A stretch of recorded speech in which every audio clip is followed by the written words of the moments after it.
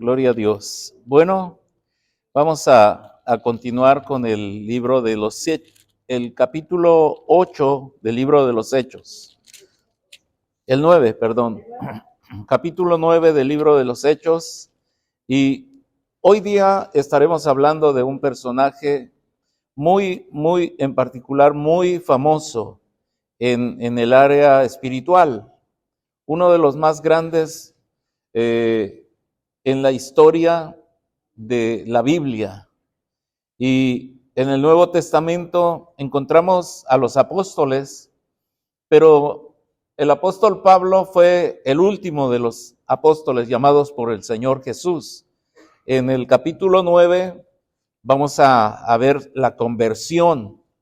¿Y de qué se trata la conversión? Bueno, es que cuando alguien se convierte al Señor, definitivamente ocurren cosas extraordinarias en la vida de una persona. Y cuando alguien entrega su vida al Señor, ya sea por las diferentes circunstancias en que sucede, porque no todos venimos al conocimiento del Señor de la misma forma. Algunos de una manera, otros de otro, porque la historia de cada quien es diferente. En todo caso, este personaje del cual vamos a hablar ahora ocurrió en una historia que, digamos, en su momento histórico nos resulta muy particular, porque es cuando terminaba recientemente el episodio, el tiempo de que Jesús terminó su ministerio, murió, resucitó, preparó a sus discípulos, a sus apóstoles, les dio mandamientos, les encargó qué iban a hacer, cómo se organizaran. Entonces aparece este personaje cuando vemos que estaban ahí apedreando a Esteban, este joven que llegó de Tarso, o sea, es una provincia romana que era el hijo de judíos, había estudiado digamos, en la religión de los judíos de esa época. Entonces, él se preparó y era muy celoso de la ley. Un hombre que conocía la ley, pero era muy celoso, y cuando ejecutaban a Esteban, él participó. Dice la escritura que él tomaba la ropa de los que lo estaban apedreando, posiblemente la capa o alguna ropa de los que estaban ahí ocupados apedreando a Esteban.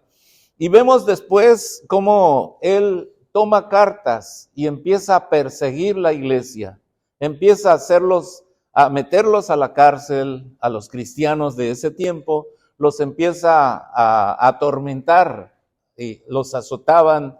Y por causa de Saulo, bueno, muchos apostataban de la fe porque los hacía blasfemar. Y la forma en que ellos los trataban era tremenda. Y vemos aquí en el capítulo 9, si usted ya lo tiene, dice: Saulo, respirando aún amenazas y muerte contra los discípulos del Señor, vino al sumo sacerdote, que era Anás. Entonces, ¿para qué vino él a consultar al sumo sacerdote? Vemos que en el verso 2 dice: le pidió cartas para las sinagogas de Damasco, a fin de que si hallase algunos hombres o mujeres de este camino, los trajese presos a Jerusalén. O sea que no contento con haber perseguido a los creyentes en Jerusalén, porque ustedes se recordarán que la iglesia en Jerusalén estaba muy bendecida, que mucha gente se había convertido. En el evento del Pentecostés se convirtieron 3,000 almas. En el evento de la Puerta la Hermosa se convirtieron 5,000 almas. Allí cuando el cojo, aquel personaje que estaba tullido, recibió la sanidad por un milagro del Señor. Y vemos ahí que se convirtió mucha gente. Estaba muy bendecida la iglesia, pero sucede que empezaba a ser perseguida Y allí fue cuando Saulo de Tarso estaba en su juventud, comenzaba él su ministerio, digamos, en el fariseísmo, pero allí fue donde él se envalentonó. Yo creo que él rebasaba a la demás gente en esa época en cuanto al ímpetu que él tenía, en cuanto al odio que sentía en contra de los mismos cristianos. Entonces vemos ahí que fue y tomó cartas. ¿Para qué? Para que no se le detuviese en el camino, porque Damasco ya era Damasco de Siria, ya era otro país, ¿verdad? Otro condado, por decir así. Y al ir a esa ciudad de Damasco, él necesitaba cartas que lo dejaran pasar libremente. Así, es decir, como si usted va a la frontera, necesita algo para que regrese y vaya y vuelva, ¿verdad? Así él pidió unas cartas, dice en el verso 3, mas yendo por el camino, aconteció que al llegar cerca de Damasco, repentinamente le rodeó un resplandor de luz del cielo. En este verso 3, podemos ver que iba él, no solamente él iba con un grupo de personas que él llevaba. Entonces ahí se le aparece un resplandor. ¿Qué podemos nosotros decir de ese resplandor? ¿Qué podemos nosotros mencionar acerca de ese acontecimiento? Más adelante en los versos que siguen vamos a ver qué era, pero algunos lo toman como diciendo era un platillo volador, era un alien, era un, ¿verdad? Lo que muchos están mencionando ahora. Y muchos relacionan, yo lo digo esto como para entrar en algo de polémica, ¿verdad? Aunque yo sé lo que creo. Algunos aprovechan para decir que la vida de Jesús estuvo rodeada de extraterrestres, que el que asistió a Jesús cuando estaban en el huerto de Getsemaní, hay un libro de J.J. Benítez que menciona que había una nave espacial arriba de Jesús cuando él estaba orando, y el que descendió para alentar a Jesús era un extraterrestre. Pero nosotros sabemos que prácticamente los ángeles no son terrestres, ¿verdad? No son de la tierra, vienen de otro lado. Dios no es terrestre tampoco, los terrícolas somos nosotros. Pero ellos le dan otro sentido, lo alejan de Dios. O sea, nosotros sabemos que son ángeles del Señor, ministrando las necesidades de las personas. Y vemos cómo Jesús, después de haberse ido, después de haber subido al cielo en aquel lugar, cuando los discípulos lo vieron subir, el apóstol dice que eran como 500 personas que lo vieron ascender al cielo, ¿verdad? ¿Y qué fue lo que lo recogió? Una nube, ¿verdad? Que lo llevó al cielo y los desapareció de su vista. Entonces vemos aquí el acontecimiento. Yo siempre pienso que el poder de Dios se manifiesta en muchas áreas de nuestra vida, aunque no nos demos cuenta. Y hay ángeles rodeándonos, hay presencia de Dios rodeándonos, hay la asistencia de los ángeles del Señor acudiendo a nuestras necesidades. Vemos que aquí el mismo Jesús fue el que vino y se presentó delante de este apóstol, este hombre que estaba haciendo estragos con la iglesia. Vemos aquí que en el verso 3 dice que cuando iban de camino, aconteció que al llegar al lugar cerca de Damasco, repentinamente le rodeó un resplandor de luz del cielo. Era de día. Y encima del resplandor de luz del día le llenó un resplandor más fuerte todavía. Porque vemos aquí que dice ellos, y cayendo en tierra, no ellos, él, habla de él, oyó una voz que le decía, Saulo, Saulo, ¿por qué me persigues?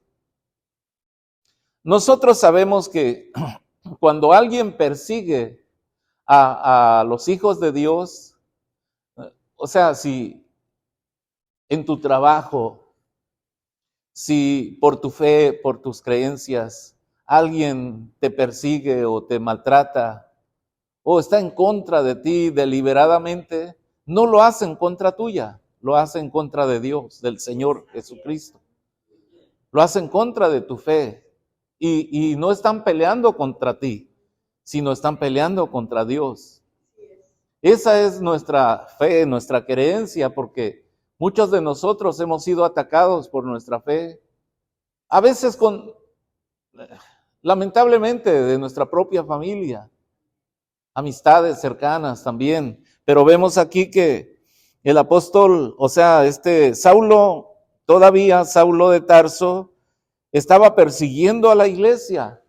Y Jesús le dijo, ¿por qué me persigues? Le hace una pregunta y le dice, ¿por qué me persigues? Y él le contestó, pues prácticamente estaba ignorando quién era el que le preguntaba, ¿verdad? Cuando alguien te ataque, cuando alguien te diga malas palabras o cuestione tu fe, no te defiendas. No te defiendas. Simplemente solo remítele esta cuestión al Señor. Solamente hay un consejo que dice alguien por ahí: cuando alguien te ataca duramente, quédatele viendo así y dile, ¿estás bien? ¿Verdad? Pregúntale, ¿estás bien? Pero no hagas nada, no contestes con la misma dureza. Simplemente, posiblemente con una sonrisa dulce, no con burla, sino simplemente, ¿te puedo ayudar? ¿Verdad? Y eso desarmará al que te está atacando. Vemos aquí que Pablo le contesta y le dice, ¿quién eres, Señor? Y él le dijo, yo soy Jesús, a quien tú persigues. Yo soy Jesús, a quien tú persigues.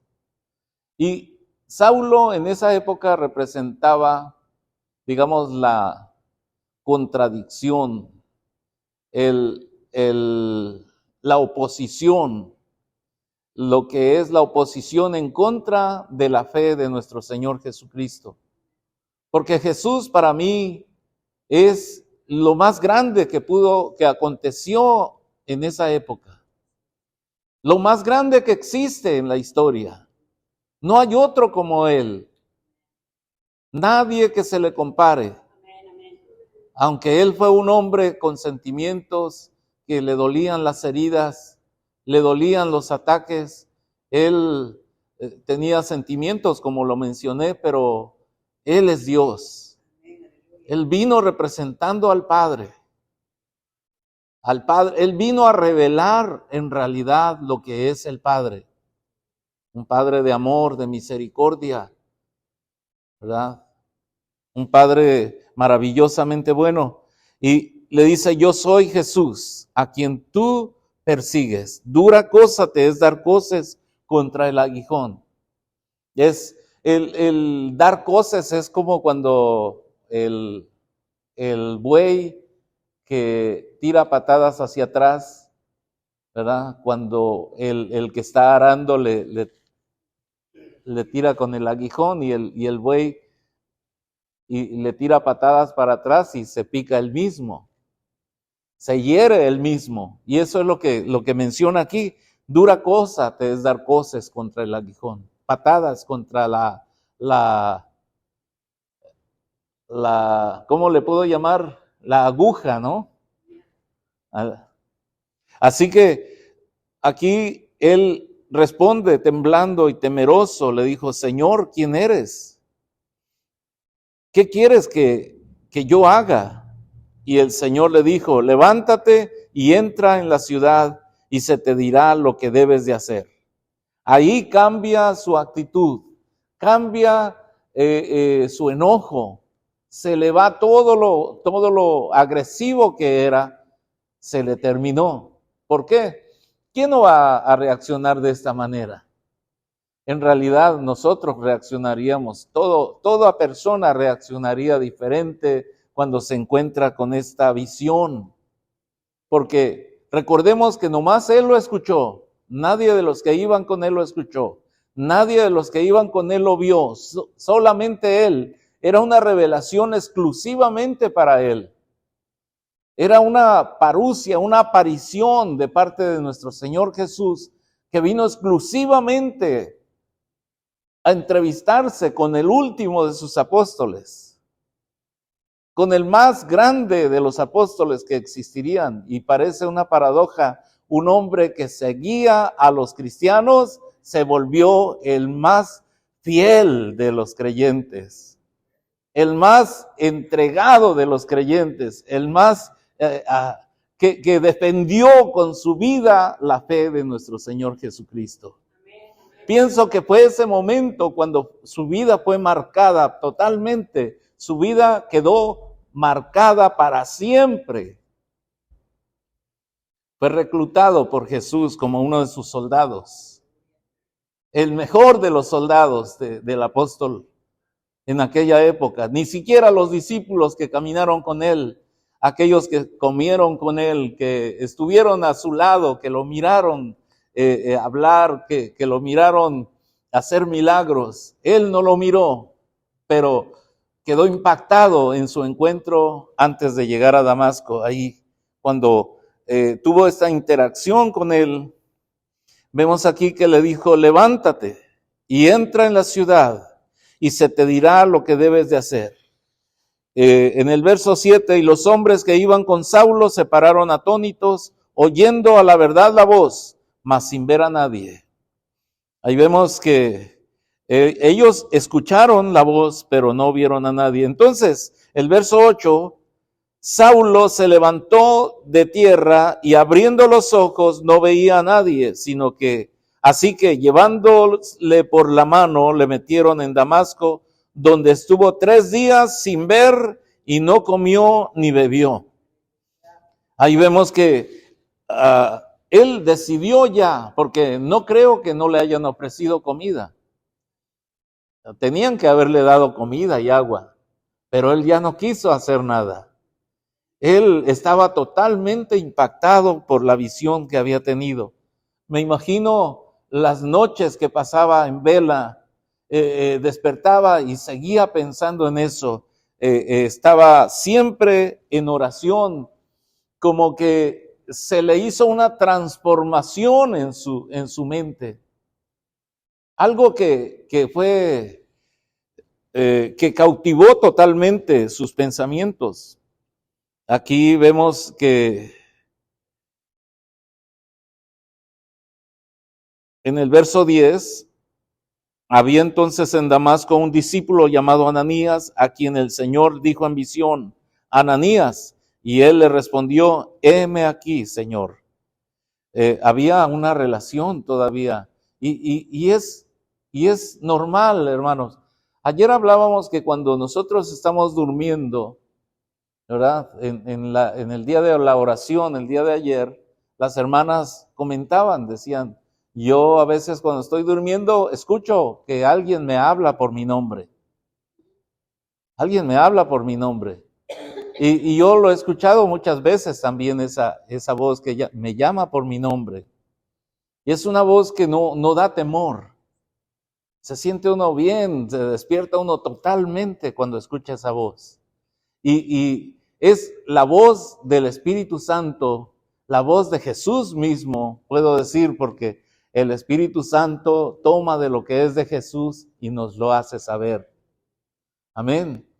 Nos levanta para que nosotros tengamos una comunión con Dios, una oración, una relación con Dios, y para darnos indicaciones también, porque así es como nos habla el Señor cuando quiere darnos mandamientos, indicaciones.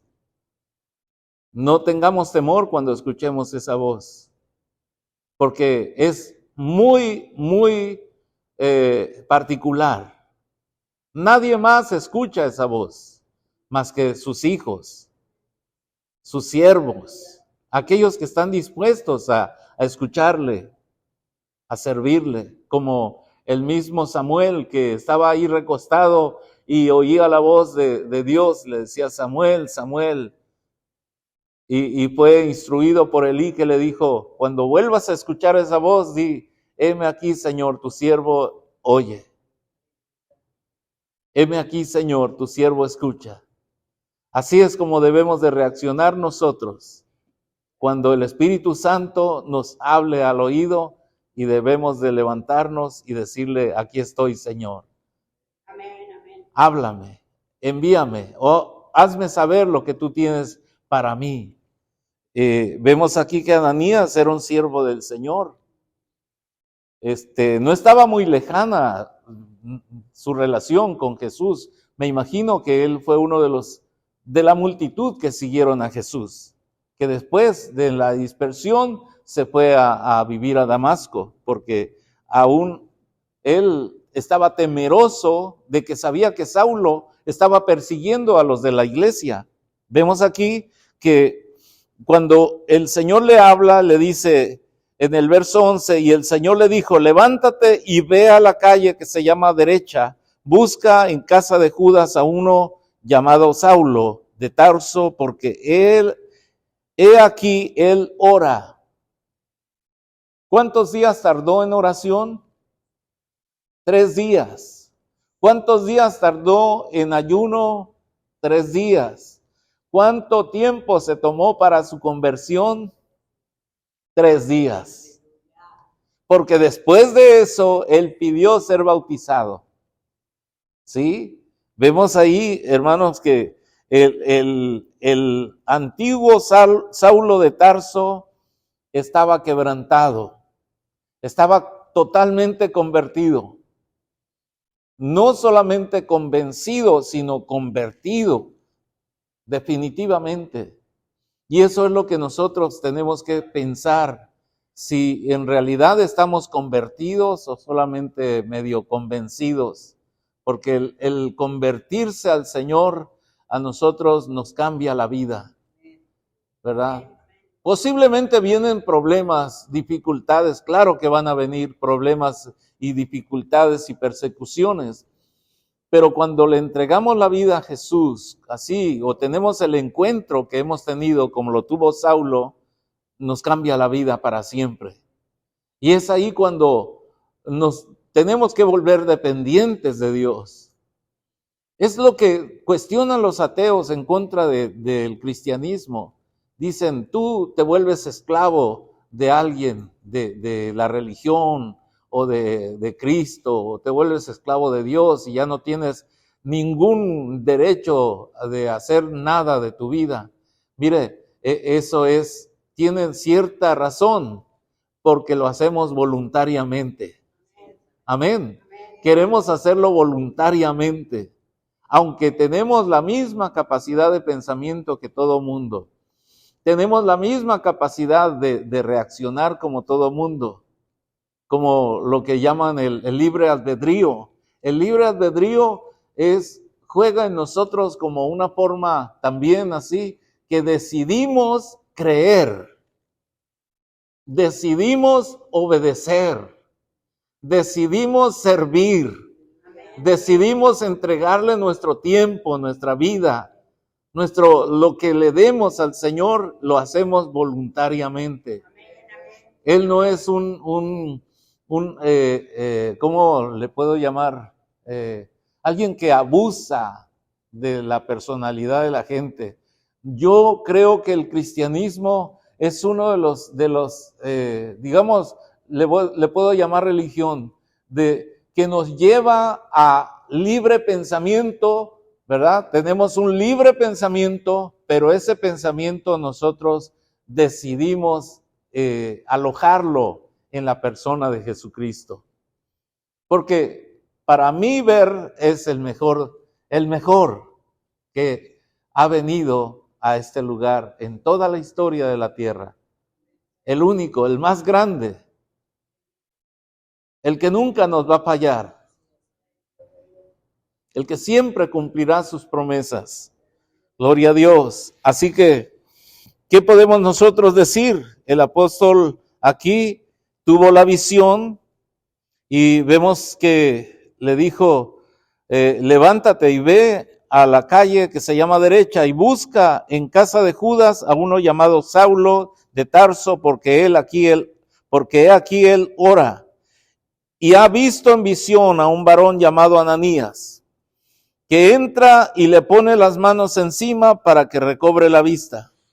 O sea que previamente el Señor Jesús también se le reveló a Pablo y le dijo, mira, Él va a venir.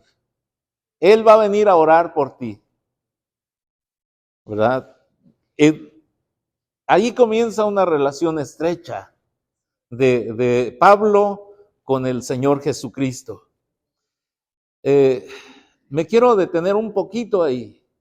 Hermano, nuestra vida tiene podría tener muchos caminos así, para allá, para acá. Podríamos tener decisiones diferentes. Como Pablo decidió servir al fariseísmo, decidió servir al fariseísmo con todo su corazón. Pero Dios tenía otros planes para él. Y encima de esos planes, Pablo pudo haber dicho, no, yo soy fariseo y voy a seguir siendo fariseo. Pero Pablo era un hombre inteligente, el cual él se dio cuenta que no era una necedad seguir a Jesús, que era una jugada inteligente para él. Servir al Señor, aquel que lo encontró. Porque me imagino que Pablo, aun cuando era religioso, orgulloso de sus pertenencias, de su linaje, él todavía en su alma no tenía esa alegría de vida. No estaba feliz con su comportamiento. Porque la religión no nos da felicidad. Lo que nos da felicidad es una relación cercana. Y allí es cuando él encontró la relación cercana. Me imagino que a él nunca Dios le había hablado como le habló camino a Damasco. Nunca se le había revelado como en aquellos 3 días que él estaba en ayuno y oración. Nunca nadie lo había tocado y confortado como lo hizo Jesús. Por eso es que él decidió entregarle su vida al Señor definitivamente. Y le mostró que iba a llegar un hombre llamado Ananías y le iba a recobrar la vista. Porque con ese resplandor que él miró en el desierto, él quedó ciego totalmente.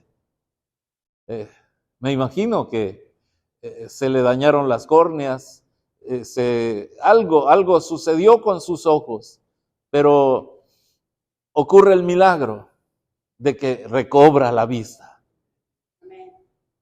Lo recobró para siempre. Y vemos aquí que entonces el 13, Ananías respondió, Señor, he oído de muchos acerca de este hombre, cuántos males ha hecho a tus santos en Jerusalén.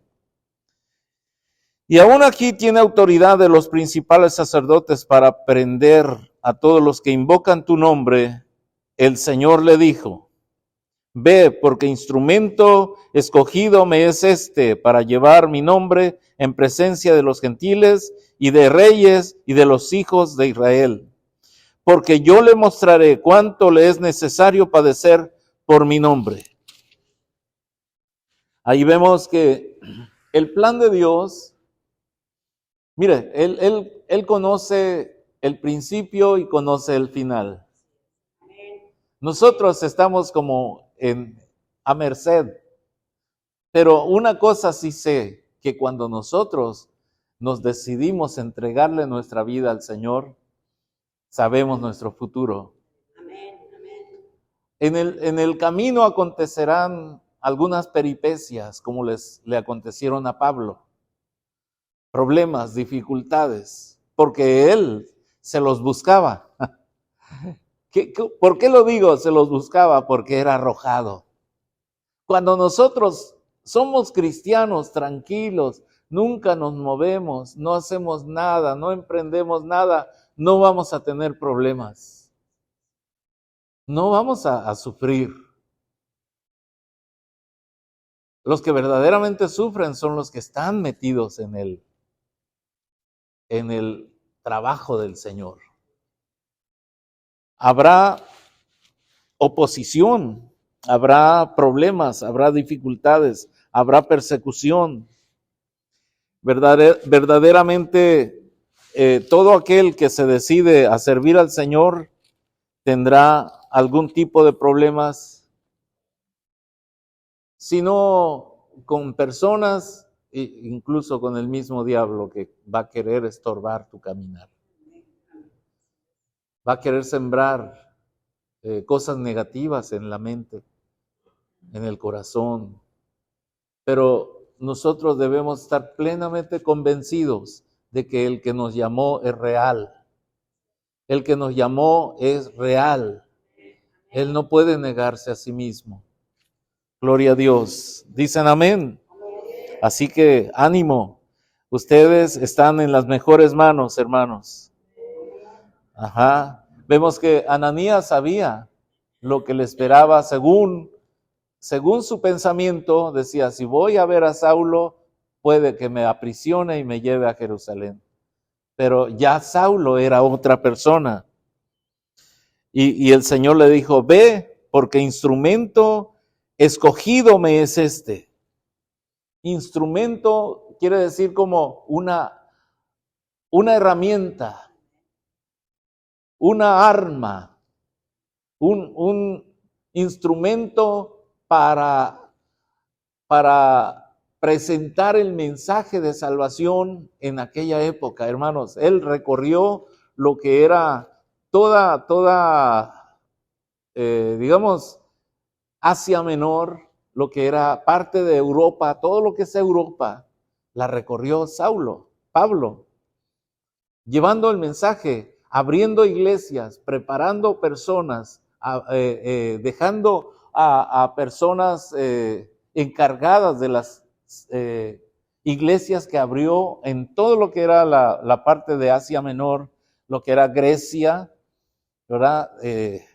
Toda esa área el Señor le dio la oportunidad a Saulo de predicar el evangelio. Así que, hermano, el Señor Jesús no se equivocó cuando dijo, instrumento escogido me es este para llevar mi nombre en presencia de los gentiles, de los reyes. Vemos que Él le predicó al rey Agripa cuando estaba preso en Jerusalén, cuando fue y regresó en su segundo viaje para Jerusalén, y allí lo apresaron, lo metieron preso en la Torre Antonia, y de ahí lo sacaron y lo llevaron frente al rey Agripa.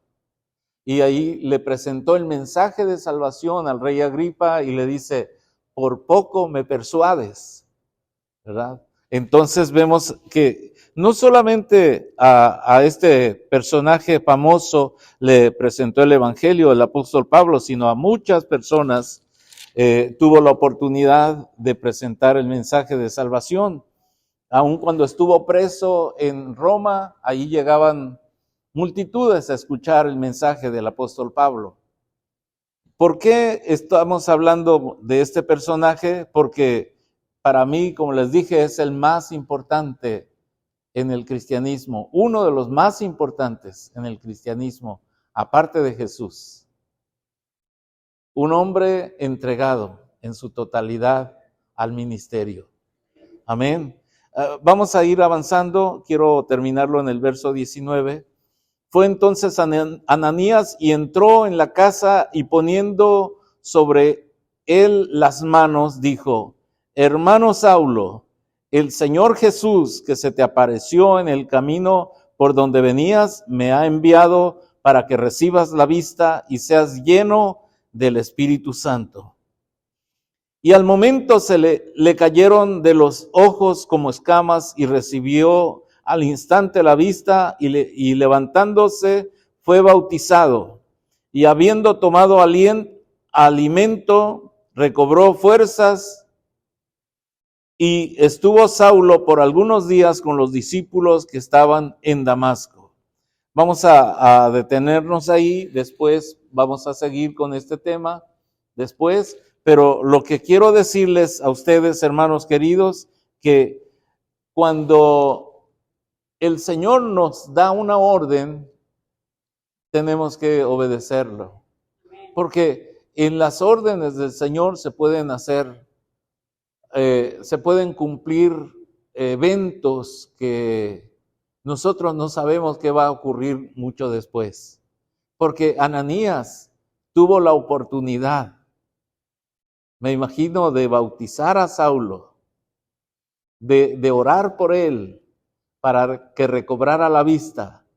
Y el mismo Ananías no sabía con qué tipo de personas estaba encontrando. Haga de cuenta que cuando usted le predica a alguien, a un joven, a una persona que a lo mejor nosotros no tenemos ni idea qué es lo que puede hacer Dios con él después. ¿Sí? En este sentido, nunca debemos de tener temor de desobedecer al Señor, de obedecer al Señor. Nunca tengamos temor de cuando Él nos hable y nos envíe a orar por alguien. Sabemos que Él tiene planes grandes y nosotros somos instrumentos en las manos del Señor para orar por otras personas que serán también instrumentos en las manos del Señor. Les propongo que de aquí en adelante ustedes le pidan al Señor: usa mi vida, Señor. Usa mi vida para que yo pueda orar por alguien. Amén. Y no olvidemos de presentar el Evangelio a nuestras amistades, a nuestros amigos, a nuestros parientes. Amén. Pongámonos de pie. Vamos a orar. Padre, te damos gracias por esta oportunidad que nos concedes de escuchar tu palabra. Te pedimos, Señor, que al recordar este mensaje, esta palabra, nos dé, Señor, también la fortaleza para, así como Ananías, que fue a orar por el apóstol, para que recibiese la vista y también recobrara fuerzas, nosotros podemos hacerlo también con personas que están a nuestro alrededor, en las cuales también tú tienes planes para ellos, Señor. Usa nuestra congregación, usa nuestras vidas, Señor, para llevar a cabo el plan que tú tienes para esta época, Padre. Que no estemos sin fruto, sino que estemos, Señor, dispuestos a llevar mucho fruto, porque esa es tu voluntad. En el nombre de Jesús, bendice nuestras vidas en esta noche, llévanos con felicidad a nuestros hogares y que el día de mañana podamos tener éxito en todo lo que emprendamos. En el nombre de Jesús. Amén. Dios les bendiga. Bendiciones.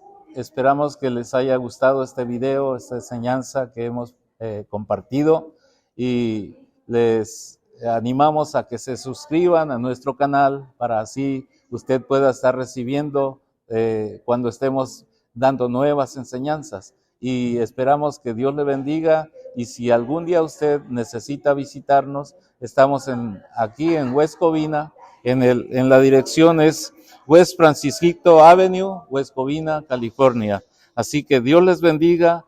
Hasta pronto. Bendiciones para todos.